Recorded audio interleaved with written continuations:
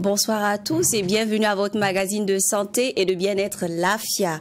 La pandémie du coronavirus continue de sévir dans le monde. C'est une réalité dans notre pays, même si la tendance actuelle de la maladie est à la baisse. Soyons prudents, continuons d'être des citoyens responsables, respectons les mesures barrières pour nous protéger et protéger nos proches. Cette pandémie, vous n'êtes pas sans savoir, bouleverse notre quotidien, impacte notre vie et est plein d'enseignements. Parlant d'impact et d'enseignement, ce soir, mes invités ont accepté de partager avec nous quelques-uns d'entre eux.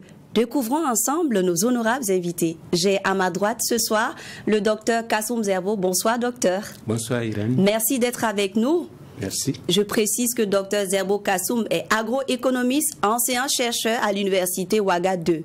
À ma gauche, j'ai le plaisir et l'honneur de recevoir mon professeur d'université, docteur Kouma Daouda. Bonsoir, docteur. Bonsoir. Comment allez-vous? Oui, ça va. Toujours la joie de vivre? Oui, tout à fait.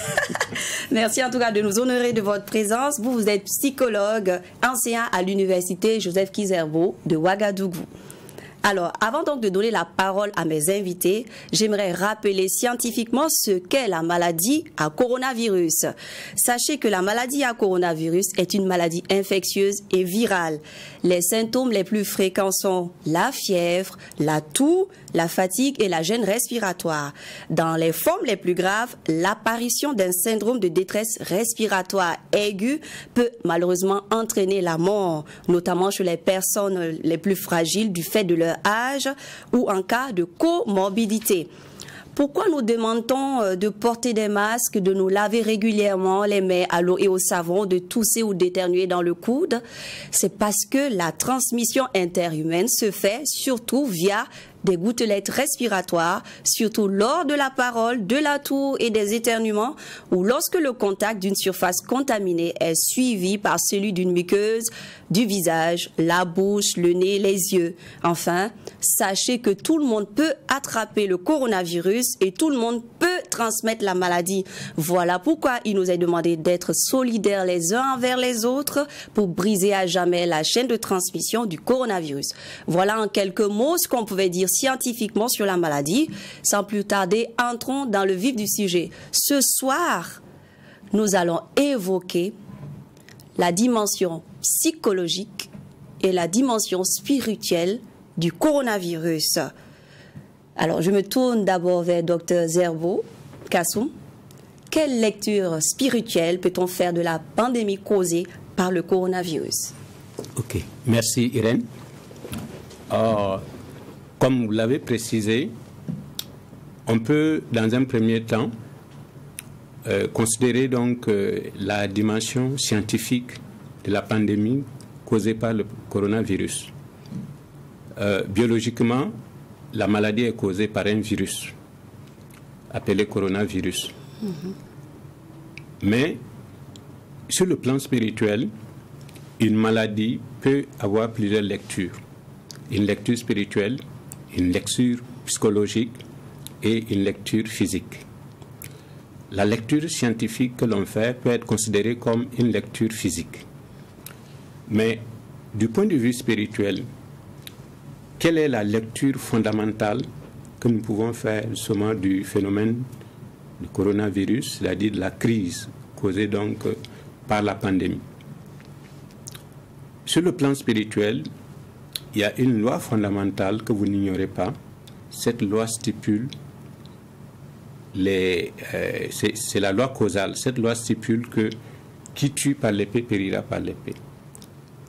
Cette loi aussi, on peut la formuler autrement. C'est-à-dire que tu récolteras qu'on aura semé.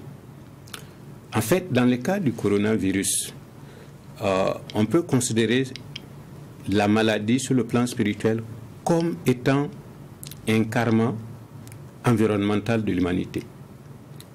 Qu'est-ce que le karma? Le karma n'est rien d'autre que la loi de cause à effet, comme je viens de le dire tout de suite. Si l'on regarde donc la façon dont le virus a été transmis, c'est vrai, c'est un virus naturel. Il y a le fait que les virus, d'une manière générale, beaucoup vivent dans la forêt, avec les arbres et avec les animaux. Mais il se trouve que depuis des années, on a détruit des millions et des millions d'hectares d'arbres. Et sur le plan écologique, les arbres sont considérés comme le poumon donc, de la terre. Et naturellement, sur le plan spirituel, si les hommes, par leur action inconsidérée, on détruit donc le poumon de la terre, la loi spirituelle permet qu'un virus, effectivement, détruise aussi donc leur poumon. Il y a aussi un autre aspect causal. Lorsque la maladie s'est déclarée, il y a eu des mesures de restriction, notamment les confinements qui ont entraîné beaucoup de stress. Le psychologue est là, il pourra nous entretenir là-dessus. Et beaucoup de peur. Mais il se trouve justement que depuis un certain nombre d'années, on est rentré dans l'élevage industriel.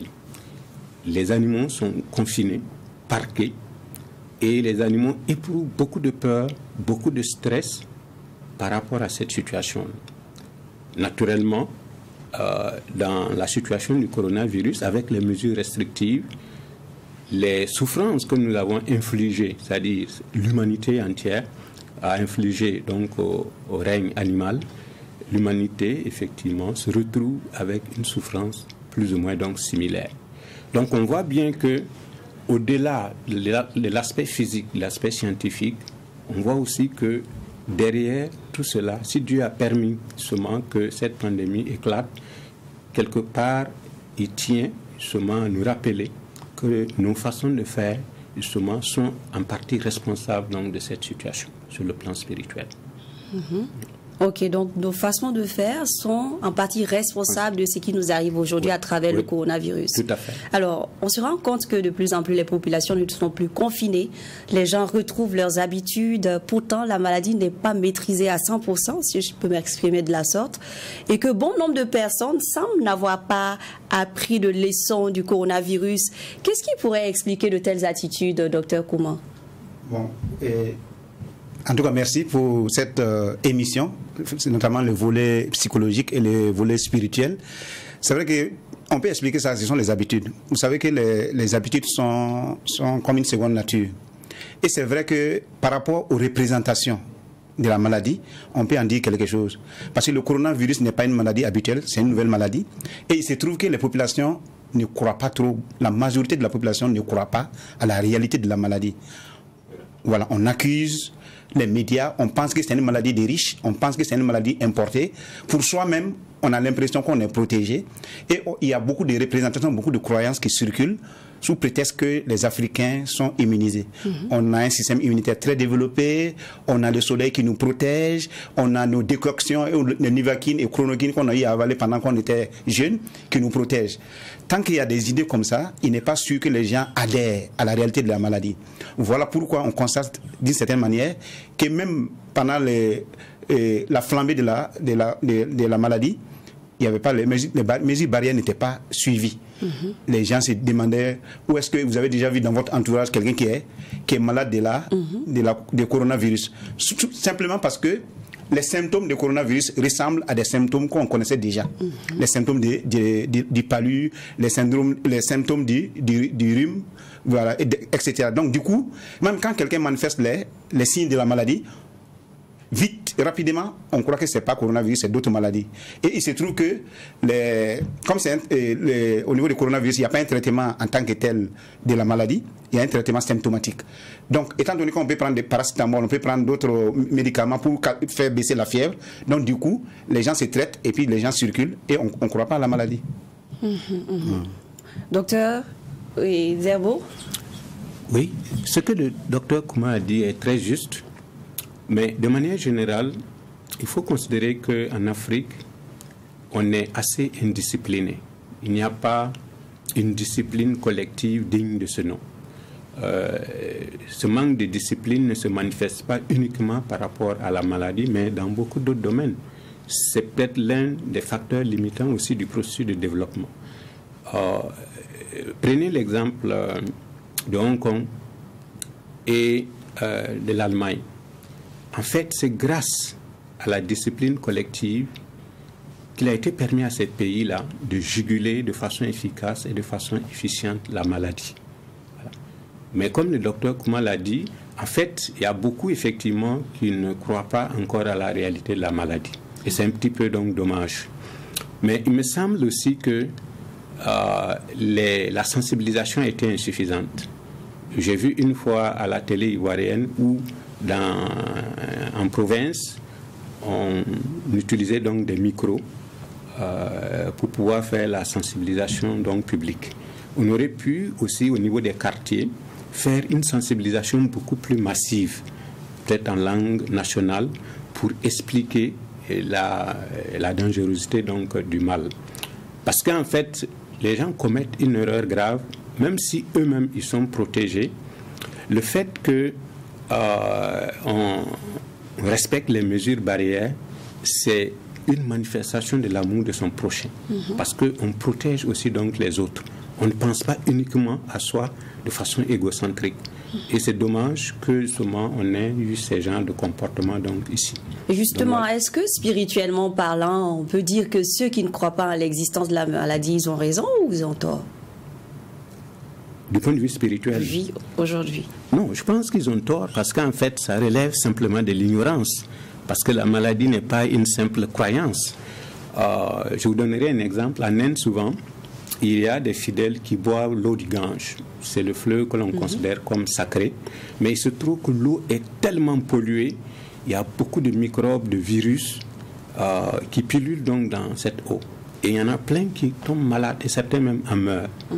Donc, en fait, la croyance ne désactive pas un virus.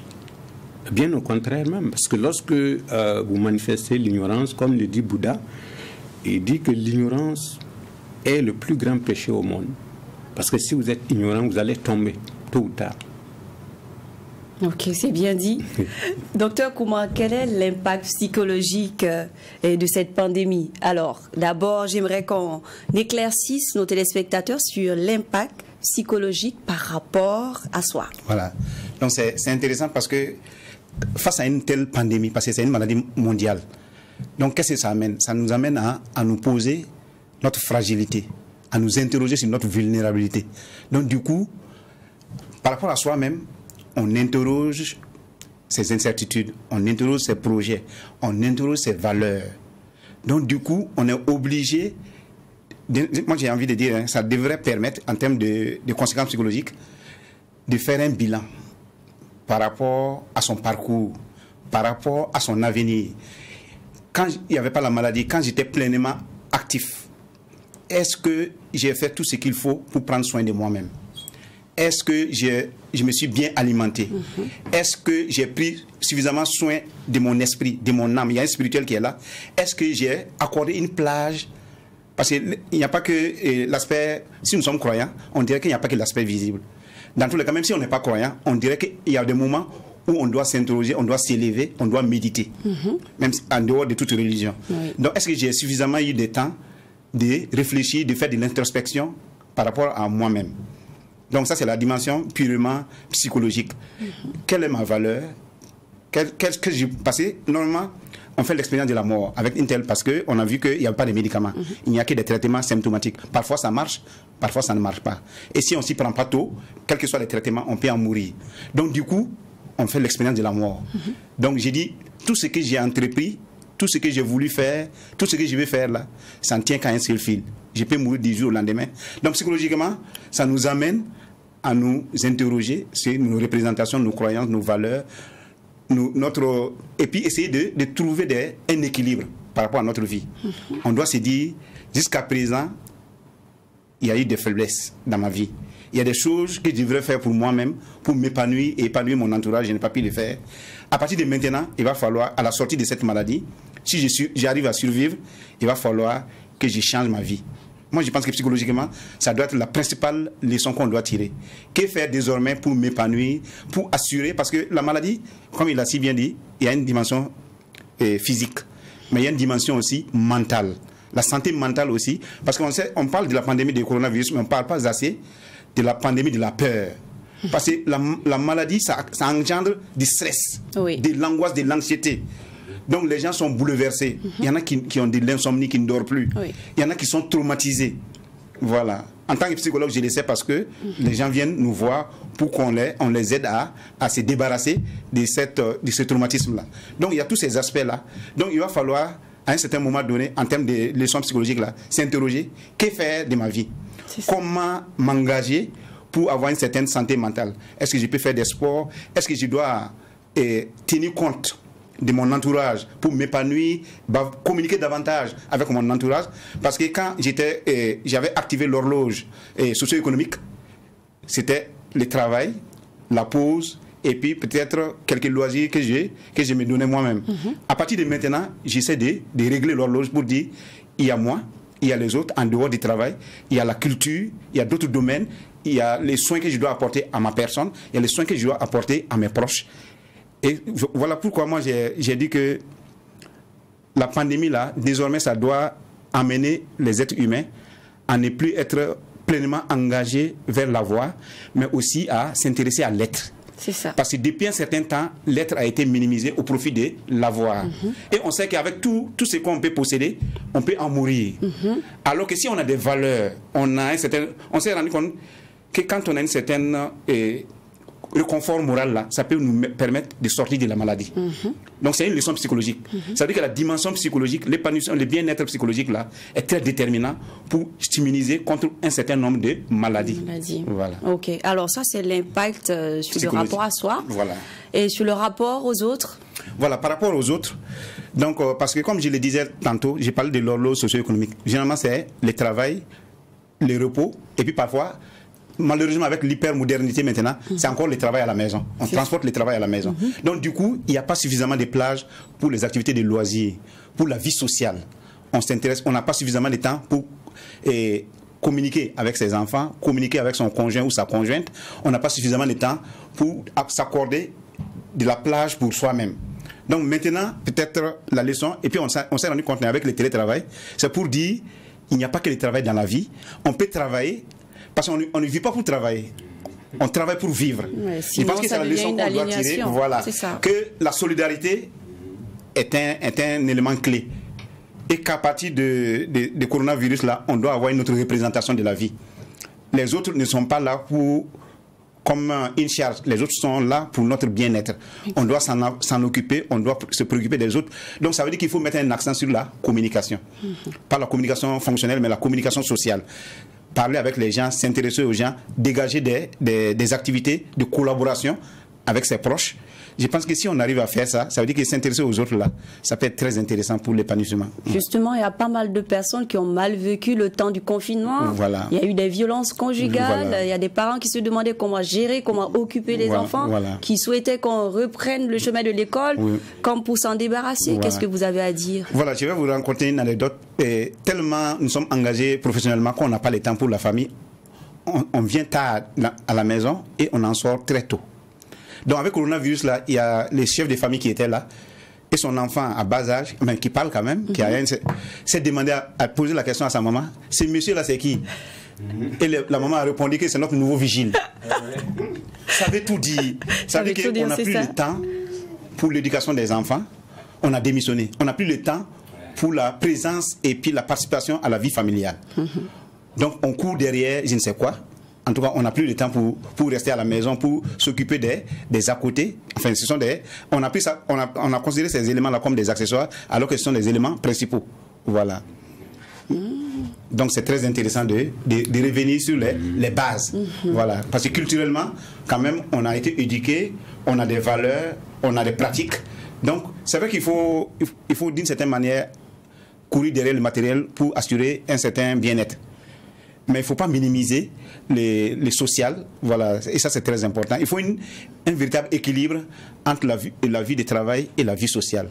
Je pense que c'est la leçon essentielle psychologiquement qu'on doit se faire, en tout cas, un bilan pour dire jusqu'à présent, il y a un déséquilibre dans ma vie.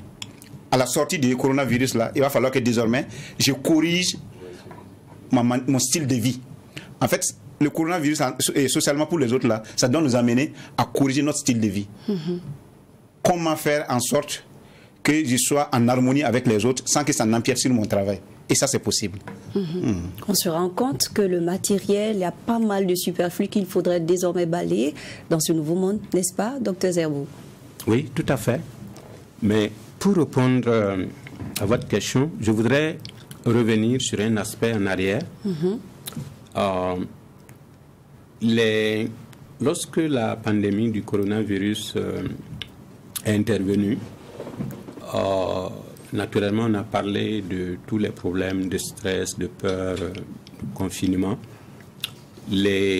Beaucoup de croyants se sont posés des questions, surtout qu'on a fermé les lieux de culte et ça a désorganisé donc la vie sociale religieuse de beaucoup de gens.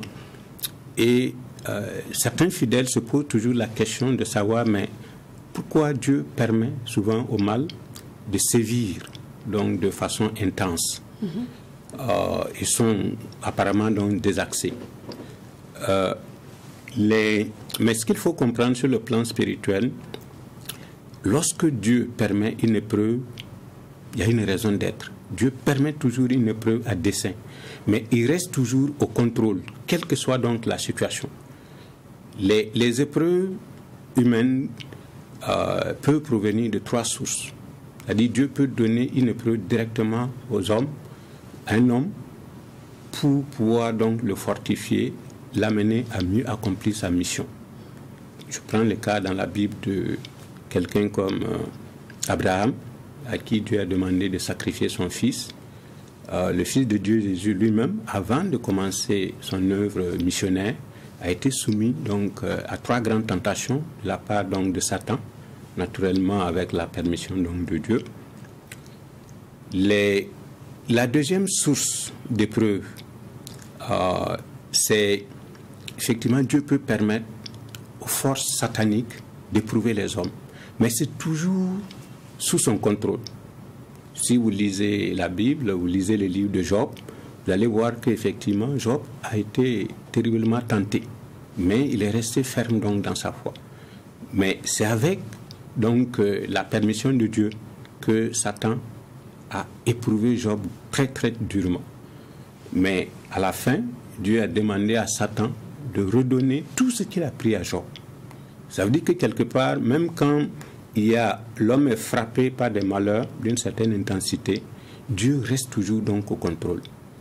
Et la troisième source d'épreuve, c'est la violation des lois divines. Parce que les lois qui président donc au fonctionnement de l'univers sont des lois parfaites, c'est des lois auto-actives. Et lorsqu'on les viole au-delà d'un certain seuil, naturellement, il s'ensuit des conséquences qui peuvent quelquefois être désastreuses, surtout pour l'homme. On a parlé de l'aspect environnemental du coronavirus. Vous savez qu'il existe plusieurs règnes dans la nature. Vous avez les règnes minéral, végétal, animal, humain, angélique, jusqu'à Dieu. Et il y a une interaction dynamique entre ces différents règnes. Et naturellement, cela crée une harmonie immense du point de vue écologique. Mais du fait que les hommes ont perturbé donc les lois harmonieuses donc de fonctionnement entre les règnes, il s'ensuit donc des conséquences malheureuses telles que justement la survenue d'une pandémie comme donc le coronavirus. Et il est évident que par rapport donc à la responsabilité donc de l'homme, il y a une épreuve donc qui arrive, mais ce qui est intéressant aussi sur le plan spirituel, une épreuve n'est rien en elle-même. C'est ce que l'on peut tirer comme leçon. Docteur Kouma a tiré des leçons magistrales sur le plan psychologique. C'est ce que l'on peut tirer comme leçon pour devenir meilleur, pour s'améliorer. Parce que du point de vue spirituel, une épreuve est un tremplin pour pouvoir grandir donc spirituellement. Si vous voulez fabriquer une épée, il faut la plonger dans du feu et dans de l'eau. Donc il est évident que les épreuves ne sont pas données à l'homme pour l'écraser, mais c'est pour le fortifier. Dans la Bible, il est dit même que quand Dieu plonge les hommes, enfin les êtres humains dans l'eau, c'est pas pour les noyer, c'est pour donc les nettoyer, les purifier. Donc l'épreuve doit toujours permettre aux hommes de grandir spirituellement, de diminuer la distance avec leur Créateur, d'abandonner tout ce qui est superflu. Comme il a dit, le matériel écrasent les hommes. À cause de leur vision donc matérialiste, ils courent, ils n'ont plus le temps. Il y a une vidéo donc que les uns et les autres peuvent regarder, c'est celui de Éric Lapointe qui parle du cas donc des États-Unis. Il montre que, en fait, il dit qu'il donne des conférences dans les universités américaines et il dit aux étudiants, regardez vos parents, ils sont très matérialistes. Ils se lèvent à 3 heures du matin, ils avalent juste donc un toast, ils prennent leur Mercedes, ils font 3 heures donc dans les embouteillages. Ils arrivent au travail, ils travaillent à peu près 8 heures, ils gagnent 250 ou 350 $ à l'heure, et puis ils rentrent. Quand ils rentrent, il est déjà 20h, 21h. Le temps de manger et d'aller au lit, ils doivent se réveiller encore à 3 heures du matin. Ça, c'est une vie infernale. Mais c'est lié justement au fait que les gens cherchent à accumuler, Naturellement, un tel mode de vie éloigne les gens de l'épanouissement physique, psychologique et spirituel. Comme il a dit, surtout sur le plan psychologique, les gens effectivement donc sont ébranlés. Les gens, beaucoup de gens effectivement donc sont fragilisés par le mode de vie matérialiste donc actuel.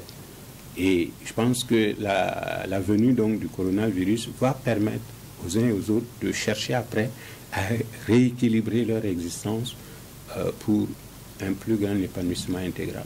Le coronavirus est venu mettre tout le monde d'accord. Le repos est essentiel. Oui, tout à fait. Voilà. Le repos est essentiel et puis le temps qu'on s'accorde pour soi et pour sa famille est très important aussi.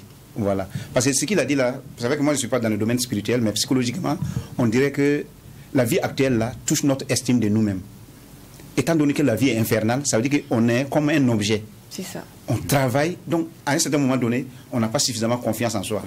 On est contrôlé, on a un système bien ficelé que nous devons suivre. Nous ne sommes pas sous contrôle, nous ne contrôlons pas, nous sommes sous contrôle. Sous contrôle du système. Donc du coup, on n'a pas notre image même, une image de nous-mêmes est réduite à ce que nous gagnons. C'est ça. Et on n'a même pas le temps de profiter de ce que l'on gagne. Donc je pense qu'avec le coronavirus là, en tout cas, une des leçons psychologiques là, c'est d'essayer de faire une évaluation de soi. Une évaluation, s'estimer quelles sont mes valeurs principales et comment faire pour ne pas perdre mes valeurs. Parce que quand on dit il y a une crise comme la pandémie, comme le disent les Chinois, il y a toujours un aspect danger, mais il y a un aspect opportunité. Je pense que l'émission de ce soir-là, c'est pour qu'on se centre sur les opportunités que l'on pourrait tirer du coronavirus. Et une des opportunités là, c'est accorder la place principale qui revient à l'être humain. Placer l'homme au centre de ses préoccupations, soi-même et puis les autres. Et maintenant, les autres activités sont là pour améliorer notre vie, notre bien-être ensemble. Si on est dans cette logique-là, je pense que c'est même une réflexion sociétale qu'on devrait faire. Parce que la mondialisation fait en sorte qu'on est tous en train de courir mondialement, on est dans le même système. Il va falloir qu'après coronavirus, parce qu'il y aura, moi je pense, un avant-coronavirus et un après-coronavirus. L'Occident, qui est notre modèle là, sera obligé de revoir sa vie de société. Et par conséquent, nous, comme nous suivons, nous sommes toujours le brouillon de l'original, nous serons obligés aussi, nous aussi, de corriger notre manière de vivre. Et parce que traditionnellement, culturellement, nous aurons pu être un modèle pour l'Occident. Parce que culturellement, on a un certain nombre de valeurs, telles que l'altruisme, la solidarité, l'entraide. Voilà. Maintenant, on a perdu tout ça. On est en train de vivre une vie moderne. Comme je l'ai dit tout le temps, on est entre deux chaises. On n'est pas avec notre culture d'avant, on n'est pas avec la culture de l'autre. Donc, on trébuche à tout moment. Donc, il va falloir qu'à un certain moment donné... Parce que pourquoi les Asiatiques arrivent à s'en sortir? Même par rapport à coronavirus, la Chine a pu dominer la maladie. Parce que la Chine a un socle culturel que nous n'avons plus. Alors que quand on a des valeurs sur lesquelles on se base, ça nous permet d'aller plus loin. Ça nous permet de faire notre différence avec les autres. Ça nous permet de nous estimer et ça nous permet de nous engager. C'est ça. Et de donner d'autres manières de voir dans la vie. Donc je pense qu'à partir de maintenant, là, il serait intéressant qu'on tire des leçons du coronavirus sociologiquement pour essayer de revoir notre manière d'être, notre manière d'être avec les autres, et puis l'intérêt qu'on accorde aux différentes activités de la vie. Voilà. Les activités sociales ne sont pas secondaires. Les activités sociales sont principales. Et les activités économiques sont secondaires pour soutenir les activités sociales et culturelles. Voilà. Le débat est intéressant. Avant donc de le poursuivre, je vous propose de suivre le micro-trottoir où notre équipe a rencontré quelques citoyens pour savoir justement quelles sont les leçons que ces citoyens tirent de la pandémie du coronavirus. Pour le moment, la première leçon qu'on peut souligner depuis l'apparition du virus, c'est qu'on a remarqué en tout cas une nouvelle vie. C'est-à-dire les gens se sont forcément adaptés à une vie de propriété. Voilà, c'est-à-dire on constate que les gens sont propres de plus en plus en fonction des mesures de lutte contre le Covid-19. Voilà, c'est-à-dire les gens ils se lavent les mains. Surtout le cache-nez qui protège l'homme, hormis le Covid, c'est que ça protège contre d'autres choses. Voilà, et puis bon, la propriété en tout cas c'est quelque chose à souligner. Si on dit qu'on s'accroche, c'est que c'est une manière d'apaiser un peu la gravité de la chose, sinon que, on est quand même touché. La leçon concernant le coronavirus, je peux dire que le coronavirus a bouleversé le monde entier. Il a bouleversé vraiment le monde entier, que tout le monde, on est tous, peut dire que dans le désespoir. Mais bon, il a un peu aussi attiré tout petite leçon pour nous. C'est-à-dire déjà de 1, il y a la propriété. Et concernant le cache-nez, on doit se protéger contre la poussière. Laver régulièrement les mains, ça se fait aussi, ça élimine certains microbes. Voilà, en tout cas, il est venu au monde. Je peux dire aussi, il nous a apporté certaines propriétés. Il a fait aussi de plus encore que les activités sont ralenties. Parce que la propriété déjà même c'est bon. Et en plus aussi, écarter de la maladie aussi c'est bon. Parce que tout est fermé, les gens ne sortent plus. Donc le marché, ça ne va pas. On espère qu'après le corona, comme tout ça va revenir en ordre, on espère que ça va aller. Balé, il savait même que ne bouge pas de bien pour voilà, donc non ma tonne fragile. Voilà, souvent quand tu vois quelqu'un même là, souvent nous même dit c'est pas l'appel. Tu parles même là pour laver avec savon, c'est problème. Et c'est vous voyez. Donc il y a tas de choses que nous avons dit. Bon, tout ça là, ça provoque des choses. C'est pas coronavirus même, l'autre maladie. La maha il savait que ne bouge pas de développement pour avoir les bras du allemand. De foot for Hassi, en tout cas, barre et pas nom tourné la gouvernement de Retour sur le plateau de l'AFIA, toujours en compagnie de Dr Zerbo Kassoum et de Dr Kouma Daouda. Ce soir, on évoque la dimension psychologique et spirituelle du coronavirus. Désormais, l'être humain doit être la plus précieuse des richesses, n'est-ce pas, Dr Zerbo? Oui, tout à fait. Nous avons, en tant qu'humanité, dévié donc des valeurs morales, des valeurs spirituelles. On s'est éloigné effectivement de ce qui fait l'essence même donc de l'homme, au profit effectivement de ce qui est illusoire. Les hindous disent que depuis longtemps, le dharma, c'est-à-dire la loi, les vertus, le dharma a couru aller se cacher dans la forêt. Et l'adharma, c'est-à-dire les vices, l'adharma est venu maintenant régner en maître dans la cité. Donc, il faudra donc qu'on fasse maintenant le contraire, qu'on aille faire venir le dharma dans la ville et demander à l'adharma d'aller donc dans la forêt. Il est, comme Dr Kouma l'a dit, j'étais avec des amis et je plaisantais. Je dis, lorsqu'on regarde la datation historique, on a l'habitude de dire avant Jésus-Christ et après Jésus-Christ. Je dis désormais aussi, il faudra qu'on ajoute l'autre datation avant coronavirus et après coronavirus. Cela signifie effectivement que la dimension existentielle donc, de l'homme doit pouvoir être repensée. Parce que l'homme s'étant éloigné donc, de son créateur, parce que justement il a abandonné les valeurs spirituelles, il faudrait donc qu'à la lumière donc, du coronavirus, maintenant, ça soit une opportunité pour se recentrer intérieurement, pour repenser sa relation personnelle avec le Créateur et pour réintroduire donc les vertus dans sa vie quotidienne et puis aussi qu'on puisse réintroduire les vertus spirituelles, les vertus morales, les vertus éthiques donc dans la vie sociale. Parce que si on ne le fait pas, la nature pourrait éventuellement créer une épreuve beaucoup plus grande. Parce qu'à force de polluer la nature, on a rompu les grands équilibres écologiques. Et lorsque la nature, par exemple, se déchaîne d'une manière ou d'une autre, c'est l'homme qui est toujours donc perdant, en fait. Maintenant, il y a aussi un aspect que j'avais omis. Par rapport donc à la situation, on soupçonne aussi que le virus a été manipulé. C'est-à-dire un virus est naturel par essence. Et quand le virus est naturel, quelquefois, c'est vrai, il peut être dangereux pour l'homme, mais il peut ne pas être dangereux pour un animal ou bien pour un arbre. Le fait qu'on a détruit l'habitat de nombreuses formes donc, de vie, ça fait que la proximité de l'homme avec des animaux porteurs de virus sains, pas uniquement même du coronavirus, est devenue beaucoup plus grande. Donc on court un risque beaucoup plus grand à cause effectivement donc de cette situation. Mais on pense que le virus a été manipulé parce que génétiquement, il est possible d'accroître la virulence d'un virus en faisant des croisements avec d'autres virus qui étaient plus virulents.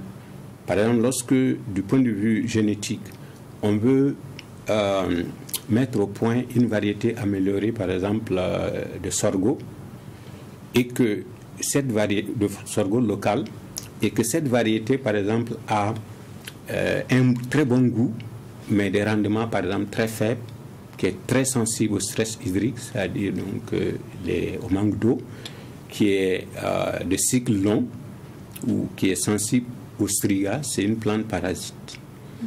On peut croiser donc cette variété locale avec d'autres variétés de sorgho qui possèdent ces caractéristiques.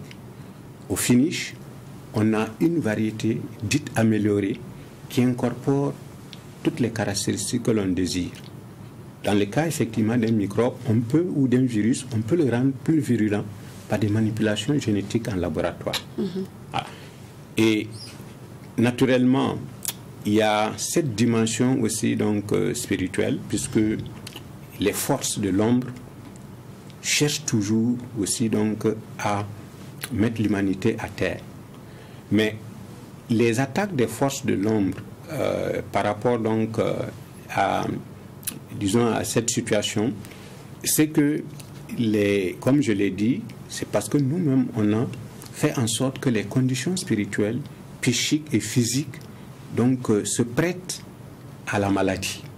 Par exemple, du point de vue naturel, quand une forêt est humide, on ne peut pas la brûler. Mais quand une forêt est sèche, une brindille seulement peut brûler donc toute cette forêt-là. Donc quand certaines conditions sont remplies, il est possible aux forces donc de l'homme, aux forces des ténèbres, d'attaquer facilement donc l'homme sur le plan spirituel. Donc beaucoup de religieux, beaucoup de spirituels ont dit que c'est une attaque donc des forces de l'homme. C'est vrai, mais comme je l'ai dit, il faut savoir pourquoi Dieu permet cela.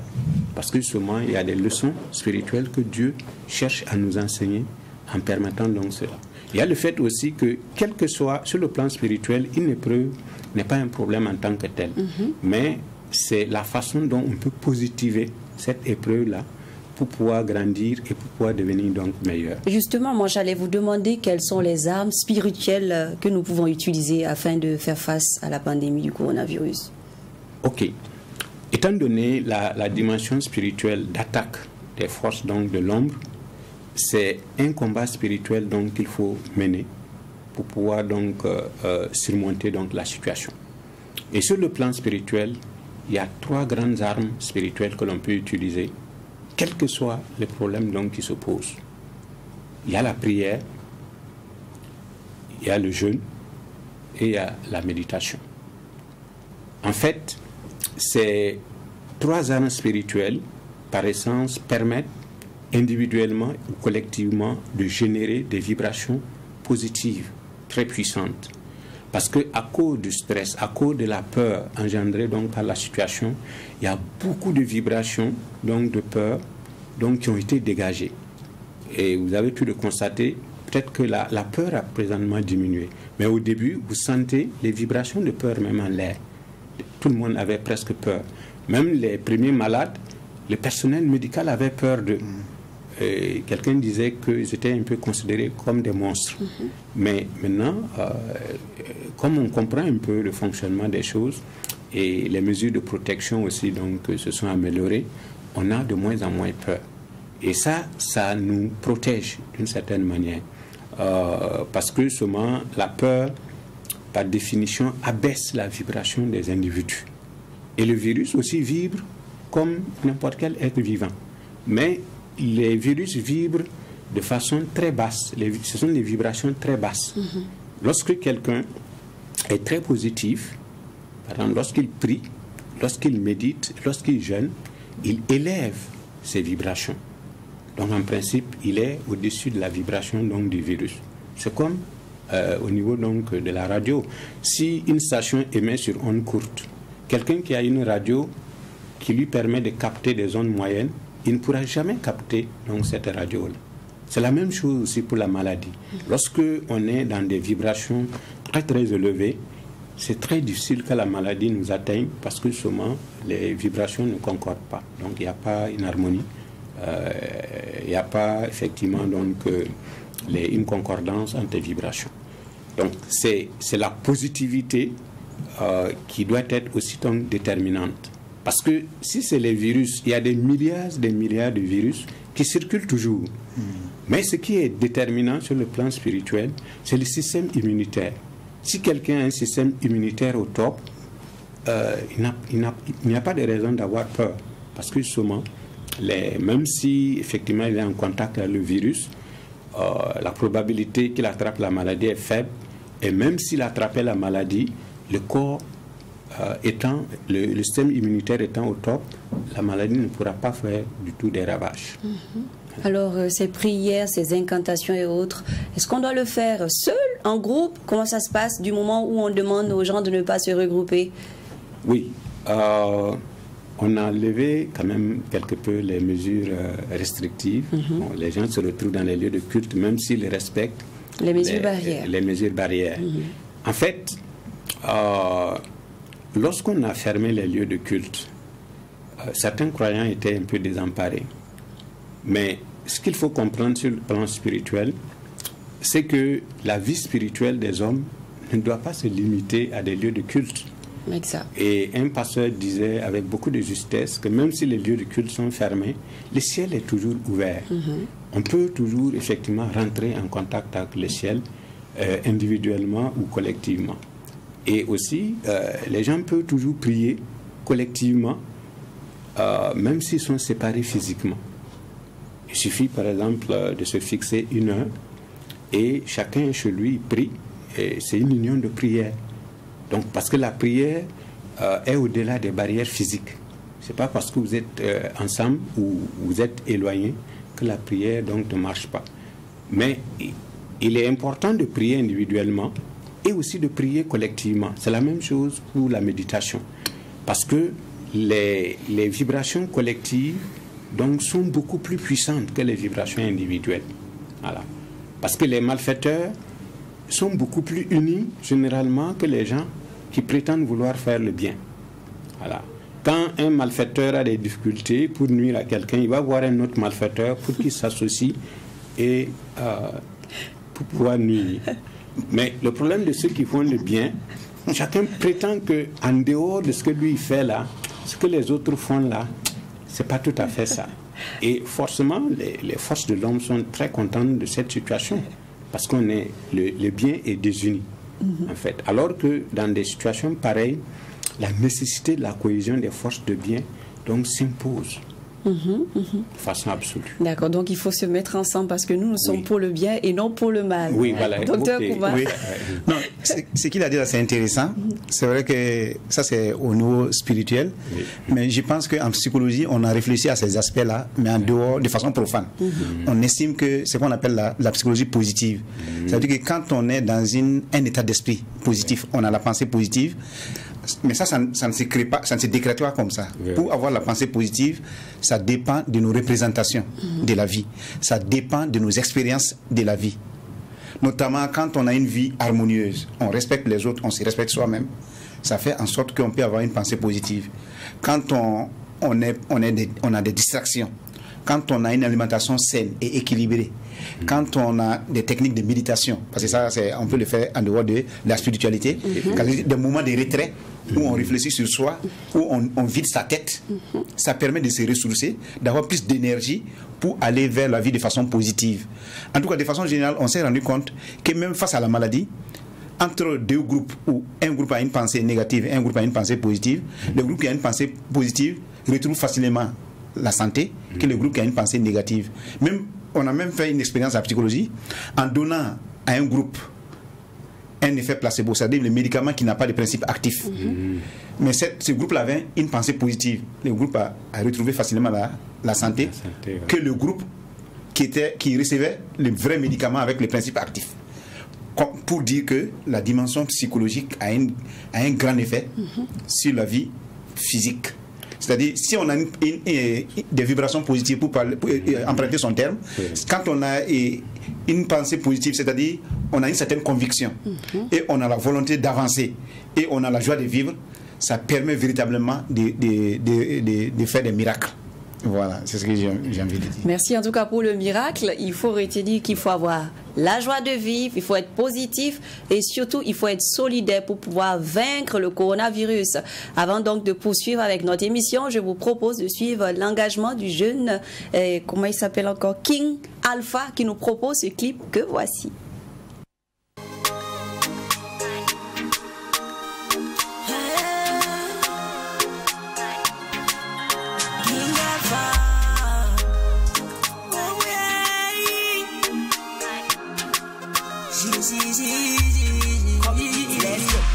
Et le bon Dieu, le corona, est venu pour nous détruire. Qu'est-ce qu'on a fait au-dessus de mal pour que tu nous donnes cette pandémie? Inch'Allah, ça va aller. Let's protect ourselves and have a shaky hand. Let's use that thing sanitizer. Put your trust in God. Don't forget to wash your hands. As they put your trust in God. Don't forget to cover your nose. As they put your trust in God. Don't forget to stay at home. As they put your trust in God. Don't forget to keep a distance. Comment allons-nous faire si maman et papa ne partent plus au travail? Comment allons-nous faire si nous les enfants ne partent plus à l'école? Oh mon Dieu, oh mon Dieu, oh mon Dieu, viens nous sauver. Oh mon Dieu, oh mon Dieu, oh mon Dieu, viens nous sauver. Viens nous sauver de cette maudite maladie. Viens nous sauver de cette maudite maladie. Corona, éloigne-toi de nous. Covid-19, éloigne-toi de nous. As they put your trust in God, don't forget to wash your hands. As they put your trust in God, don't forget to cover your nose. As they put your trust in God, don't forget to stay at home. As they put your trust in God, don't forget to keep a distance. Et le bon Dieu. Merci à King Alpha. Ne t'en fais pas, bientôt on sera sauvé du coronavirus, n'est-ce pas, docteur Zerbo? Oui, tout à fait. Il y a un espoir pour l'humanité? Oui, il y a un grand espoir pour l'humanité. Vous avez dit tantôt que Dieu restaure toujours l'équilibre. Oui, Dieu est toujours au contrôle. Il y a un anthropologue de l'université de Lyon 3 qui se posait donc la question de savoir si le coronavirus va mettre l'homme à sa place dans l'ordre donc du monde. Je pense que effectivement, les choses vont se passer ainsi. C'est-à-dire que parce qu'aujourd'hui, on n'a plus trop le choix. Il faut considérer la vie sous deux grands angles. L'aspect nécessité et l'aspect, je dirais, ludique. Voilà, les hommes doivent fonctionner selon donc cet aspect nécessité et cet aspect ludique, et l'aspect joie qui le retire donc effectivement de l'existence. Or, on est arrivé aujourd'hui sur le plan environnemental au fait que nous ne pouvons pas donc continuer sur cette logique de destruction massive des autres règnes donc, de l'environnement. Je vous donne un exemple de la Côte d'Ivoire. En 1960, la superficie de la forêt ivoirienne était estimée à 16 millions d'hectares. En 86-87, c'est descendu à 4 millions d'hectares. En 2000, c'était moins de 2 millions d'hectares. J'étais à Abidjan il y a 3 ans de cela et je suis arrivé à une période où il n'y avait plus d'akéké sur le marché. Et j'ai demandé quelle était la raison. On dit non, le pays connaît maintenant des poches de sécheresse assez importantes. Voilà. Or, cela n'était pas pensable il y a 20 ans, 30 ans donc de cela. Ça veut dire que quelque part, la maladie du coronavirus vient donc nous faire prendre conscience de la nécessité désormais de vivre en harmonie parfaite avec l'environnement. La maladie du coronavirus, comme l'a dit le président allemand, c'est aussi un test pour l'humanité. Ça a permis à l'humanité de faire ressortir ce qu'elle avait de meilleur et ce qu'elle avait donc de pire. Et sur le plan spirituel, la maladie aussi, c'est un test de notre foi. Parce que si nous disons que nous avons foi en Dieu, c'est très facile donc de le dire du bout des lèvres. Mais la véritable foi, donc, c'est par l'expérience, par ce que l'on vit au plus profond donc, de son être. Et donc, la maladie doit permettre, par exemple, aux fidèles, à tous ceux qui sont spiritualistes, de renforcer davantage encore donc, leur foi. Parce que souvent, comme je le dis, Dieu reste toujours au contrôle, quel que soit le caractère chaotique donc, de la situation. Et la maladie donc, doit permettre aussi à l'humanité de promouvoir encore des valeurs donc, de solidarité, des valeurs de fraternité, des valeurs d'union. Ça doit nous permettre de bâtir un nouveau monde, un monde vraiment où tout le monde pourra donc s'épanouir sur le plan spirituel, sur le plan psychique et sur le plan physique. Les opportunités et les enseignements, Dr Kouma. Voilà, je pense que mon collègue Dr Zerbo en a assez parlé. Voilà, c'est vrai que moi, ce que je dois dire, ça veut dire qu'à partir de cet instant-là, on doit savoir que nous avons des capacités de résilience. Parce qu'on a pu résister à cette maladie. Et cette résilience-là est basée sur quoi? C'est notre capacité à, comme il a dit, les deux principes. Il y a le principe de la réalité, il y a aussi le principe du plaisir. Si on arrive à faire un équilibre entre les deux, et puis on arrive à asseoir une vie équilibrée, il n'y a pas de raison que face à des fléaux de ces gens, à des catastrophes de ces gens, l'être humain pourrait s'en sortir. Je dirais même, si on a une bonne conduite envers soi et envers les autres, on minimise des situations de ces gens. Ça veut dire qu'on arrive à communiquer, à échanger et à accorder de l'importance aux uns et aux autres. Je pense que c'est la leçon principale qu'on doit pouvoir en tirer. Justement, c'est sur ces mots que nous allons nous dire au revoir. J'espère en tout cas que vous avez grandement ouvert les oreilles et que vous avez pris l'essentiel de notre émission du jour. Alors, avant donc de se dire au revoir, retenez ceci. Le monde sans les humains, les animaux, la nature ne serait plus le monde. Chacun de nous est une création utile qui mérite sa place sur cette planète. Donnons-nous les mains pour bâtir un monde meilleur où l'essentiel seul comptera. Ensemble, donc, gagnons la guerre contre le Covid-19. Ça a été un plaisir pour moi de vous présenter l'AFIA du jour. On se donne rendez-vous très vite avec un autre thème. Merci à Dr Zerbo Kassoum. Merci également à Dr Kouma. Et je rappelle très vite que Dr Zerbo Kassoum a fait paraître ce livre que vous pouvez avoir. Alors, le titre, c'est Éléments de lecture spirituelle et de l'épreuve majeure pour l'humanité causée par la pandémie du coronavirus. Bon vin, docteur. Merci. On se donne rendez-vous très vite. Ok. Merci à vous tous et puis à très vite. Bonsoir.